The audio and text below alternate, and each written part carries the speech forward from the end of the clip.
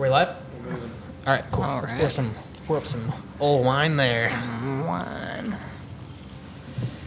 Don't worry, I got 2 more bottles. Oh, cool. Oh, well then. I come to party, Kyle. Never fails. Always have wine. Cheers, man. All right, let's go. That's good. That's good. Are you a red wine drinker? Always. I mean, I think the first time I've drank red wine is probably from you. Yeah. Honestly, I really haven't drank it that Why does everyone much. say that? What the hell? That's all right. Do you like it? Yeah, this one I do. I've had some red wine in the past. It's just like it dries my mouth out too much. It's just like too bitter or something. That to you, I'll be honest. But this one, like I don't know, the stuff that you get is not quite like that. I've always drank like Moscato or something like that. Or Yeah, it the is. Moscatos are like, they're sweet though. Yeah. They kind of give me a headache, to be honest. okay. But it'll be all right. I don't know. I like a Merlot, which is considered like the super dry. Oh. And, but I usually like when I'm drinking with people, I get like blends, which would be Okay. like a mixture between a dry and a kind of a sweeter. But yeah, we do what we can. So, all right. No one here knows about you. So tell us about you. Tell us about your company. Tell me everything. Everything. Okay. Let's see. So I guess I started in college with engineering, and then I ended up, me and a friend started social media pages just for fun. And then we ended up finding out, I guess, like a really, like a process to growing pages. And then so within a year, we grew an audience network to 3.5 million followers. 3.5 million people. What?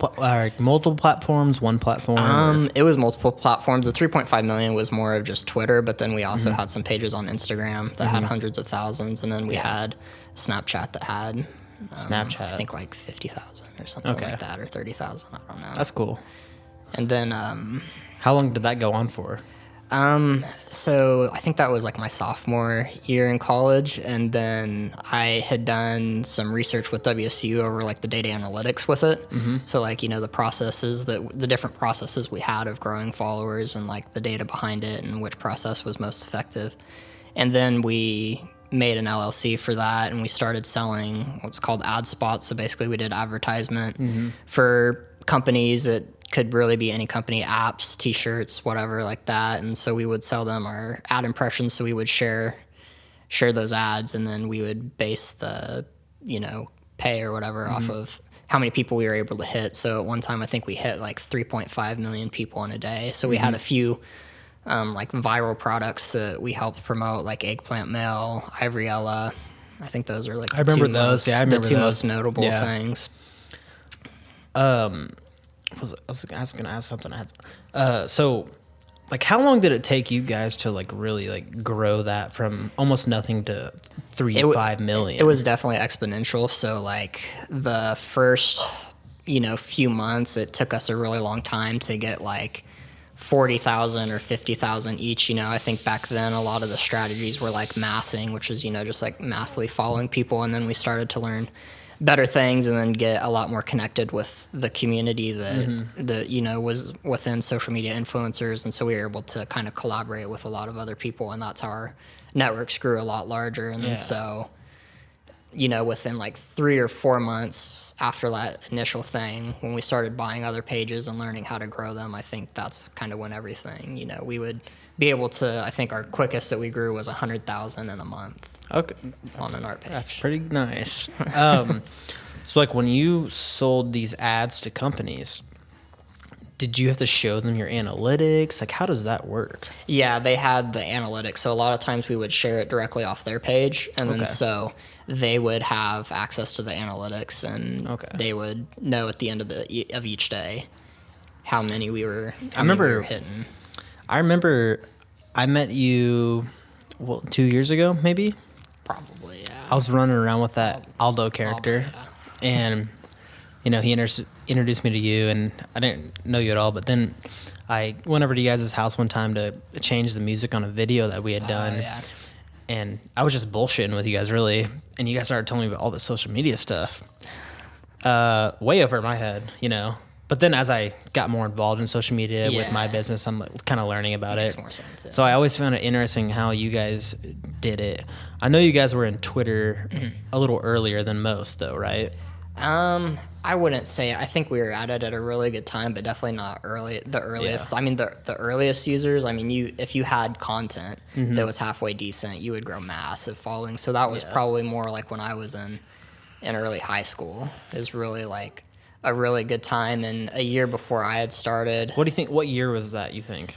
I'm trying to think, probably like 2010 or something Okay. like that. Yeah. And then I think if we would have started around 2013, it really would have been like That's when I like remember golden. first hearing about Twitter, and I was like, I don't care enough. And then It was blew extremely up. active then, but I think a year into us when we had built our audience network and we started doing these ad spots, a lot of people got involved with the business side of Twitter and social media, which I kind of think was good and bad for it because a lot of people got more business savvy, but then you started getting blasted with all these Yeah. advertisements. it got kind of And- gross. And, really. and everybody got really greedy, so everybody started stealing content from one another. Everybody Yep. started copying stores. People had stores that weren't legitimate, so That's a what lot like of people got scammed. I notice that even now with memes. I love memes.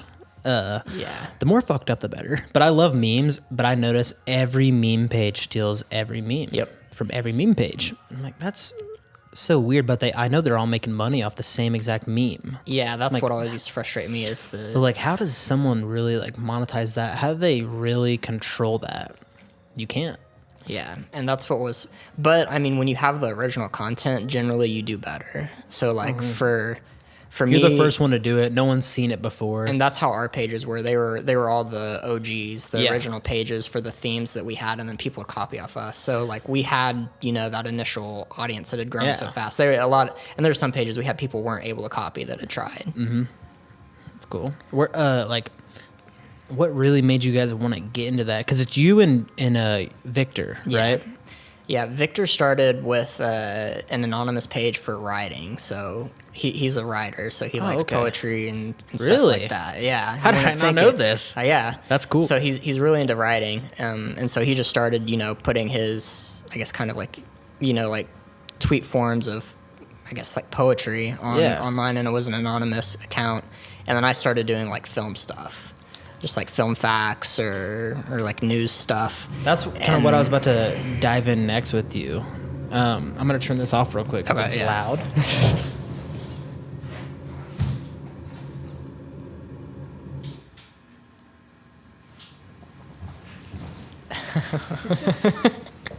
Psych. We're back. So I wanted to dive into that next with you. It's like, where in all this, because I know social media had a part to play in it, but where in all this did you decide to start getting real into videography? Yeah, so I've always liked that stuff and done like short films for school or whatever like that. Like, And when's the then- first time you actually filmed something with a camera and everything? I'd say the first time that I actually did like, oh man, I think the first time like little stupid short film that I did was with my cousin. We had gotten a camera, I think, from our grandparents, and then we like basically followed them around with cameras and then like would film just anything, and then we would edit it together to be like a spy trailer or just something Yeah. stupid like Yeah. that. And then I think the next projects I did were in high school. It would be like a book report project where we'd have to do like a film over the book or something like that. Yeah. And it'd be like a 5-minute film over that. And so that was always really fun because we'd have to do it with our friends in a group or something like that. So it was always a blast to just like film something and have fun doing it and put a Yeah. story together. So for everyone who doesn't know, Kyle has really helped me propel my career in a way with social media, with all of his film, really. Randomly we met, like I knew you were doing that stuff, and I saw a video and I was like, yep, let's do I just thought of like on something like it's always been weird, but some kind of like a music video, but it has to do with my hair thing. Okay, yeah. And the first one we did got something like 5,000 impressions on it. And I was like, yep, I'm going to keep doing this.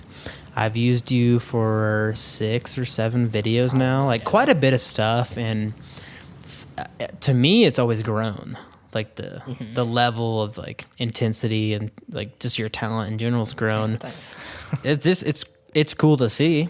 And I've, you know, I've got you into so much hair shit really with different salons, schools, myself, things like that. It's been interesting, but I've honestly never known where you started, like how it all came about, how you progressed until you met me. And sometimes even like, I don't know what you even do besides doing the hair stuff. Honestly, I see a lot of stuff on the social media, but you're always like traveling and stuff. I'm like, what the fuck is Kyle doing?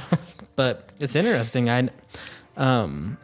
So let's put it about like a year before you met me.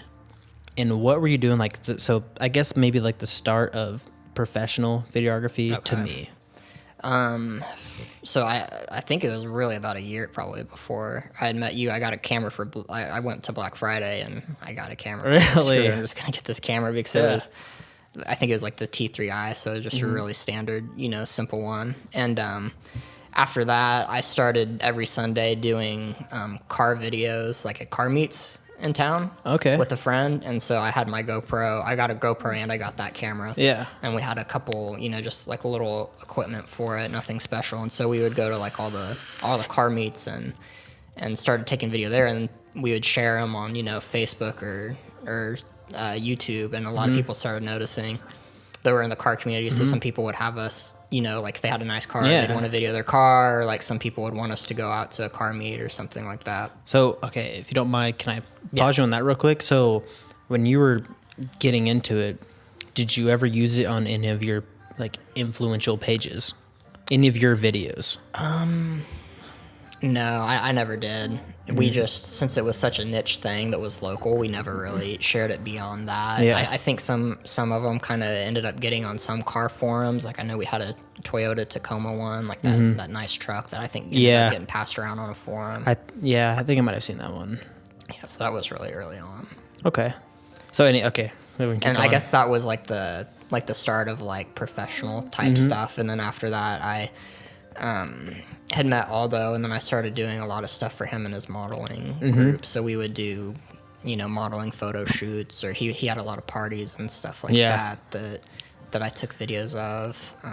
And then I think I had done like maybe one or two small weddings for like people that I remember you talking about that a little bit.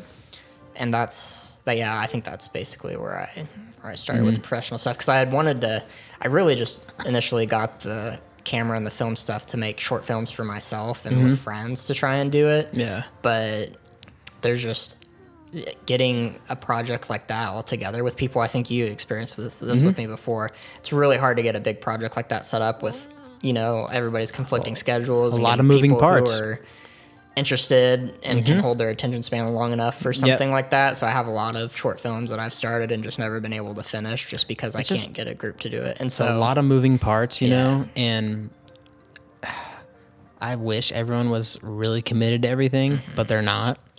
So. And when you do have that right group, it goes well. But yeah, it's really hard to have that committed group of people. Especially people are so like instantaneous, like they want that gratification like right away. And you're not gonna get that from doing videos in a video shoot, right? Just not gonna get it. Not especially because it's gonna take a couple days to film. Especially short film. Yeah. Short film is gonna take a while to. It's gonna take a while to film. It's gonna take even longer to edit and be ready for people to see, right? I agree. It just, you can't be so instant about things, but that's how people are. So. Yeah. And so from that, like, I guess the best way I found to like still be able to do video, if I couldn't do it through that way, was doing professional videos. As weird as it sounds, it's easier to do stuff that's paid than it is to do stuff that's for fun for whatever reason. Because people are paying for what, you know what I mean? And so, I started doing that. And since it, like the instantaneous thing, a lot of my specialties come from really short videos. What was your first paid video? First paid video would have been this guy's, I think it was a Jeep Grand Cherokee that he So paid some us car, for. like car it was stuff. a car. Okay. Now, from that, where has it taken you? From the Oh, first man. paid video, what kind of like paid videos, like just kind of different genres of videos have you been able to be paid for and put out there? Wedding stuff, a lot of hair stuff now Yeah. because of this industry, and then I've done an educational video, which was like a class kind of, and then I've done some like kind of travel type videos because I've had to travel with another company before, and then I've also done just commercial type stuff for them. Yeah. I'm trying to think all the different industries. So like natural food industry, I've done one for a professor at WSU too, kind of for like an intro to a class, Okay. if that makes sense. If you don't mind me like asking, so and I might say it wrong, correct me if I'm wrong, Pinole? Yeah. So Pinole Blue? What's going on there? I see you really pushing it. And so I'm curious, I'm like, are you like part of them? Yeah. What's going on here? Yeah. So I guess I'm trying to think of like how best to describe it. I guess I would be probably like their marketing director. Okay. So I've partnered with the founder Eddie on the business now, and I handle all of the marketing side of it. So Like all the and content. is all their of marketing online? Yeah. Okay. Everything that we do. Well, I think we do at this point now have. I think we've got a sign out by like 21st and Waco or something. Oh, like so you're that, doing like more Taco some guerrilla, but Yeah, that's like the one sign that we have, and then like I think we're in like one flyer for the I think it's the Catholic Church that's on around that side too, just Okay. because there's a lot of Hispanics and that go to that church that are Yeah, right familiar there. with the product. Yeah. So it's perfect because the product that we have is pretty well known in Mexico, but not readily available here. Okay. And it's actually a healthier version of it. you told me a lot about it, about like the benefits from it. Like how'd you get involved with them? Well, what brought you to them? Yeah, I guess? was in college. I was in a group called Barton International Group. It's a student consulting firm for the business department, and Eddie was a member in that as well. And then my advisor for the social media research that I had done was also the advisor for that group, and she's helped me a lot with advising for the business that I have as well too. And so she kind of got us together with him, and he was wanting to do the Shocker New Venture competition, and so we helped kind of get the ball rolling on the marketing side for that. Had made like a video and just started their social media so that they could kind of get started. And so we made the buzz for him. I think they had like 9,000 views on the video, and a lot of people knew like kind of that business was going on. Was it the video that you made where there like people running and there's like Yeah. Dude, that video was crazy. Yeah, it should be. I risked my life for it. So Really? Yeah. How so? Get into. I need to know about this. What do you mean you risked your life for it? So after 1 sec. How what are we at on time? 18 minutes. All right. Okay, I'll make it quick. Yeah, After make this the quick. Shocker New Venture competition, they won it, and so they won the $10,000 prize. And so we started the business aspect of it. At this point we were just contracting with them. InFlux was for all the social media and video, and we got an opportunity to go down to Mexico, and so we got invited by Lorena Ramirez and her family, and she's a Tarahumara runner down there, indigenous tribe. She runs in sandals and a dress, and she's been beating everybody in these ultra marathons. And she's from the Really? region down there, which is in Chihuahua, Mexico. Jesus. And so it was kind of nobody had been invited as far as outsiders go to this event. It was, if you've ever seen like the cartoons with the Aztecs who have like the circles up on the buildings and they like bounce the ball and they try and make the goals in there. It was that game basically. Yeah. And so that was like a huge, honor pretty much to be able to go down there and do that. And so I didn't even have a passport. All right. And- I'm gonna pause you right there. I didn't have a passport. That's a perfect time Going to play into- your ad. All right. Okay. We're gonna pause. We're gonna play your ad. We'll be right back. Cool.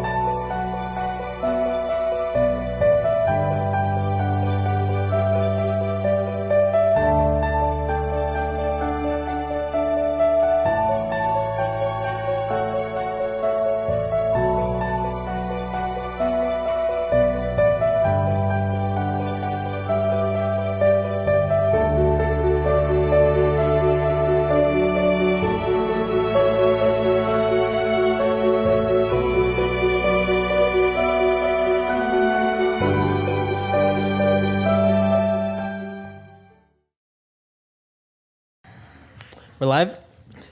We're back. All right. Anyways, back to this. You're going to Mexico.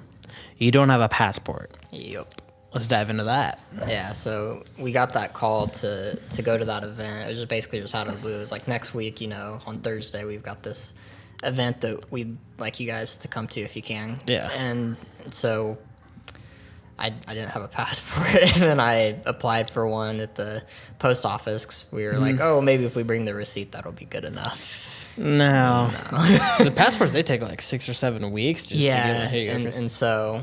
Well, we had called the border, and they said that it would be okay, but I guess we just called the American side, not the Mexican side. I see. And so I went there, and the guy didn't speak English and wasn't having it, did not want me to go. He said, no, you're not coming into my fucking country. We're building a wall. Get the fuck out of here. Basically, and so luck has it that we're getting a truck permit to go there, and the guy who was giving us the truck permit was from, like, Great Bend, Kansas. And so Close how how Mexico is, and so we threw him $50, and he gave us the permit, and no we went fucking on our way. He gave you a fucking permit, And so he gave us the permit, and we went on our way, and then we got to the border checkpoint, and they had the big guns there, and they're wanting something so they don't make us unload our stuff. And I've got all my film equipment and drones and stuff like that, and so we're like, shit, we got to give them something. And so I think we gave him like a portable charger or something like that. Really? Just to get through. And so we got through there, and we started going to Chihuahua, Mexico, which is like, the most dangerous part right now. Yeah. Who was all with you? Eddie, the founder, he has family down there. Okay. So we had somebody come up. You weren't his totally cousin. like you and Victor, just some chill ass white dudes. No, it was me and Eddie, and then he had his cousin who's from the area to come up on a bus, and then he drove the car. So, we had kind of like a tour guide, I guess, that knew the area. That's good. Yeah, that was a must. And so we went down there, and we stayed on farms that had no electricity up in the mountains and all that. And it was a mountain town with all like the colored buildings and really. So it was still really cool. They had churches that were from like the 1600s down there. Yeah. So a lot of history. We were in the town where Pancho Villa got shot at. What the where he fuck? died. So there was a lot of history where we were at. And then we went to the village where the Tarahumara were at, the indigenous tribe, and then we got to watch their little game, and I got to film everything. All the kids were watching the trans. They've never seen anything like that. Really? And we had the government ask us for the footage and everything. So this is the first time footage has ever been taken of it. Outsiders have ever been there. So it was like, what the fuck? Huge. And then we got to meet Lorena and her family, and now they've been to Japan, Canada, Spain, and they've won like all the marathons there. So we sponsored her, so we got to meet her, and we're sponsoring her. We helped out and gave some food and some stuff like that there, and then our goal is to try and get her to get a visa and run a race here in America. Yeah, because they have brought Tarahumara runners here before, and they've beat the top sponsored athletes. Really? Yeah, that's where the book Born to Run, Chris McDougall wrote that. Okay. And that's like anybody who's into running's read this book, and so it's got this awesome story behind, because they run 50 to 100 miles a week. These guys in sandals out of tires. Really? And they use this drink, the Pinole, as the fuel for those runs. Yeah. And so it's got this amazing story behind it. And Eddie's family's from that area. They've made it all their lives, so they've got their recipe, for it that makes it a little more flavorful and nutritional. Really? And they're right here. They're right here in Wichita. Yeah, Wichita, Kansas. We make it. Yeah, we get the corn, and we literally grind it, package it, everything in Wichita. That is very cool, man. Yeah, so it's been a task trying to start that from the ground up, as far as marketing, operations, everything. Yeah, I mean, that's a tough thing. You'd almost, I don't even know. With no money, that's pretty the thing. much. Yeah. Like a low budget, that's tough. Which if that's why we have that's why I partnered with Eddie with the social media and videos and all that. Yeah. And e-commerce, stores and going to these events, because doing big chain like retailers would cost so much money. You need a venture capitalist. They're fucking dying anyways. So interesting. So that's kind of how that all went about. Super interesting. How'd you meet him? It was through that organization, Barton International. Kate had introduced us to each other, and then we started going to get the adventure competition. Okay.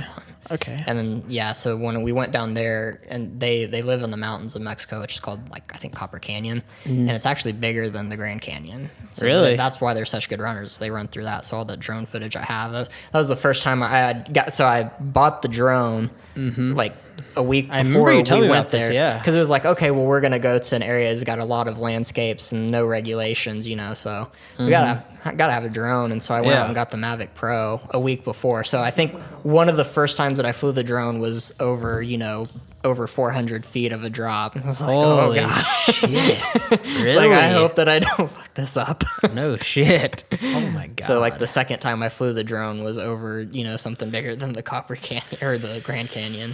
So that was a little nerve-wracking, but I think the footage was worth it. Just kind of hovered out and pressed the button. That's wild, dude. Let it fly itself. That's fucking wild. Yeah.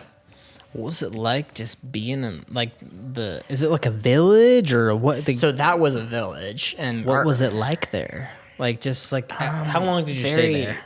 A few hours. It was Okay. very, very run down. Yeah.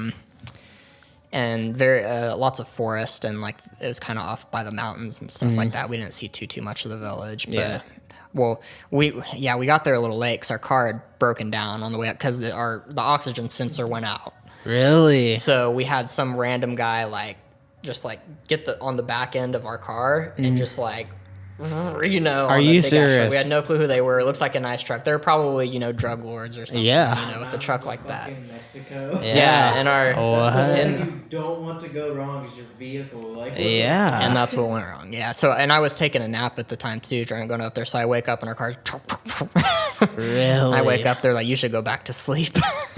Holy shit. Like, well, hopefully, yeah. And then I think I have newspapers that we got at just like the gas stations or whatever, where like all Yeah. the kids are, and there's just bodies all over it that they had found from the week. We missed a cartel war by a day. They told us that like the region we were at, we left. And I think originally our schedule had us there that day, but we got to go there a little earlier.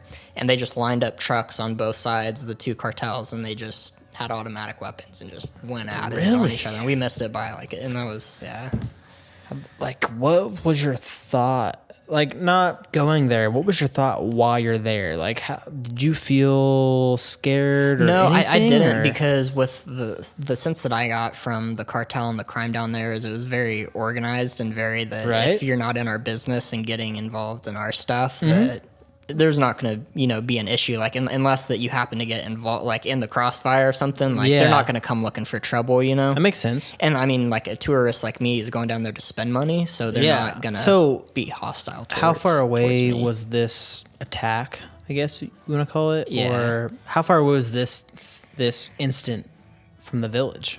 from the village? Oh, I'm trying to remember. I think that one was like, because we went to two towns. We went to the village, and then we had went to another industrial town to buy some equipment for grinding. Yeah. And I think those were probably like maybe 3 hours away. We were probably like So- 4 hours from the border or something like Good that. amount of land away, yeah. Yeah. That's crazy. Then like the whole time you're there, did you know about this incident whenever you were there, or you learned when you got back? I think we learned when we got back. Okay. Yeah, I thought that we would be fine because I did a little bit of research on it, and I just kind of trusted Eddie. And then when we're going down there, he's telling me about how his parents are telling him, oh, definitely be sure that you're careful. And at that point, I kind of knew, this might not be so good if his parents are concerned because they're from the Right, from they're the from there, area. yeah. And then I actually did have a friend, my friend Anthony too. His dad's from the same region too, and he almost got his car stolen from a group. And then a nicer truck drove along, so they ended up leaving him alone, and they went to go get the nicer truck. Really? Yeah, so What were you guys driving? we were driving like a 1990s Ford pickup truck. Oh, yeah. So, and The it wasn't, cartel said, fuck that. yeah, and it wasn't a 4-wheel drive. If it's 4-wheel drive, I guess they Well, yeah, makes sense. need it a little bit more for the mountains and stuff I'd steal like a that. 4-wheel drive. Yeah, and then the other truck that we took was even older than that. It was probably like a 1980s Ford pickup Really? truck. So and then it had like the tags of Chihuahua. We wanted not to use our tags from Kansas Yeah. as much as we could. So Dude, you're fucking crazy. yeah, it was wild. But the video footage that you got, was fucking cool. It was awesome. Holy shit, dude. I was looking at it. I'm like, the first thought in me, I'm like, I didn't even know you were in Mexico. I'm like, how the fuck did this happen? Yeah. And then, yeah, now you're telling me, and I'm like, oh, okay. Yeah. Had to almost risk his life to do Yeah. that. So that's cool. But that's Yeah. that's a cool experience, man. It was really cool. I don't know why. I was only gone for a week, but I looked completely different when I got back. It was like super tan. Yeah. Hair's all shaggy. Had like facial hair growing out, and everybody's like, Yeah. "Where did you go?"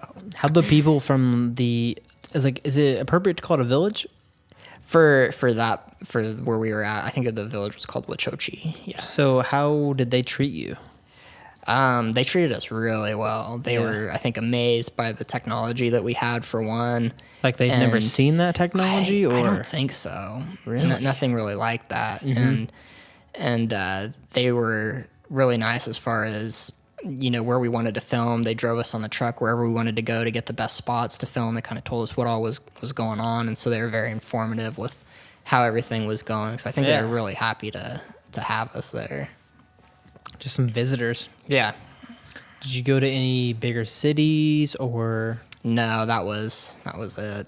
Parral, I think, was the place where it's like probably the biggest mountain town that we were at, where Pancho Villa was shot at. Might probably be considered the biggest town we were at. Yeah, that's fucking crazy, dude. So How'd you get back into the U.S. if you don't mind me asking? that was the easiest part.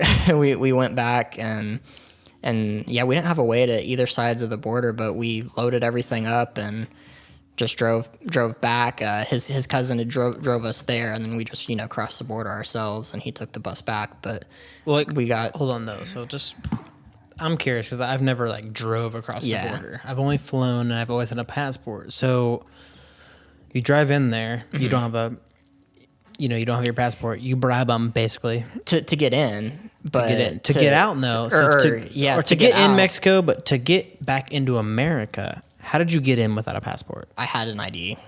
That was really it. I had an ID, and I had my receipt for getting back in. And I think that's the side where they said it would probably be okay. And the guy asked me a couple questions, and I mean, we just told him we were. Y'all from Kansas, so yeah. I mean, it shit. was pretty easy. A couple white boys from Kansas. I think you guys are good, but that's fucking crazy. So that was the easiest part. We didn't have to pay any liquor tax or anything like that. And then we had the 2 grinders, industrial grinders in the back, and they didn't charge us for anything. They just go on. Except I guess they had already closed down the tax place for the day or something. Oh, yeah. So yeah, they didn't care. What a weird thing. Yeah. How long was that whole journey? A week. A week? Yeah, about a week. It wasn't too long. That's crazy. You got some. I mean, the fucking footage from that was cool. Yeah.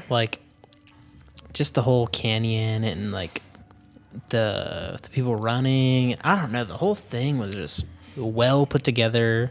It seemed really well thought out, but it was fucking cool, man. Yeah, we have a lot more footage that'll eventually come out. Really? With it too, because a lot of just stuff that has to be translated that we're waiting on since it's in a different language. So. Okay, that makes sense. Because I before you did that, I had seen some things about Pinole. Not a lot, but some things. Yeah. And I had been interested, what the hell is Kyle up to? But then when I saw you go down there, I'm like, how interesting. I didn't know if you were really involved in this company or are you just strictly marketing it, Yeah, I didn't know at for first sure. it was just contractual for marketing, and now it's gotten, bigger. Yeah. That's cool. So How are they? How is Pinole doing though as a company? I think we're in 50 stores Really? in Oklahoma, Kansas, and Colorado now. if you could contribute that to one one area of a marketing concept, where would that be? What do you mean? Would you contribute that to social media? No, this has really been from us traveling, going to areas and just doing basically door-to-door Face-to-face, sales. meeting people. We'd go into a Mexican store, meat market, bakery, and then we just tell them what we have. Kind of pitch it? And I mean, we've been going to Colorado and trying to get into some running and nutrition stores. And so if we don't get a call back, we will literally just go into their corporate office and start giving out samples of the stuff. Because if we give out samples, people love it. And so we'll just go into a corporate office and start giving out samples, and then we'll get a call back from, you know, like purchasing department, like, hey, we want to have a meeting with you. Yeah. So it's just been like door to door for that. And then like I'll, you know, always take my video equipment. And then so for advertising, you know, I'll take photos or maybe a short little video, and then we'll, you know, boost it or target it for that specific area. That's so badass. So who is like the founder of this? Eddie Sandoval. What's his name again? Eddie Sandoval. Sandoval? What gave him the idea for this? His family's from that region. They've grown up drinking it and trying it, and he had this idea for it and had mentioned it to Kate, the business professor, and I think a few other professors, and they all said, this is a great idea. It's got a great story. You have a cause. You're really passionate about it. You know, you've got a good product. It's something that's all natural. You know, it's like gluten-free, vegan friendly. It's got like really good, it doesn't have the whey protein in it. It's got the rice protein in it. So it's, you know, there's definitely a market for people who are really searching for this product now. It's a great recovery drink. You know, it's really easy to market because it's got such a good story behind it. So that is a key to marketing the story. It's the most important part. And I found that troublesome with me myself. It's like there is a story, but I've found troublesome with writing that story. You know what I mean? Yeah. It's interesting, but I've just found a little bit of trouble with it. I mean, I think that as you've developed that you've had it next. I mean, you've got this place now. Yeah, that's where I think is like maybe the story starts with me where I was at, but it's been 2 years. So 2 years later, here it is. I think it might be another 2 years before there can be a real story behind it to really brand the place. Okay. But who knows? Yeah, I mean, you've got, you know, something that's unique that's not really offered here now at this point. It is kind of niche in a way. Yeah. But who knows? Well, Kyle, I appreciate you coming on, man. Yeah, thanks for having me. You told some interesting stories here tonight. So. Anyways, can you go ahead and shout out or plug your social medias for your videography? Yeah, for the videography, all the social media I have is Find Your InFlux. Find Your InFlux? Yeah, okay. Your InFlux. Cool. And so just give us a full name, your social medias, and how to reach you. My name's Kyle Offutt. Best way to reach me is probably through those social media pages on, you know, Facebook, Instagram, Twitter, all the normal stuff. Find Your InFlux. Find Your And InFlux. then I've got, you know, personal Facebook page, which is Kyle Offutt too. Yeah. Not many people have my name. I think maybe one other kid. So it's pretty easy to find me. Well, dude, I really appreciate you coming on today. Fucking awesome conversation. Risk your life to go to Mexico. Badass. So, anyways, let's end this off with a cheers. All right. Sounds good. All right. And that is the Men's Hairdresser Podcast. Thank you, everyone, for tuning in.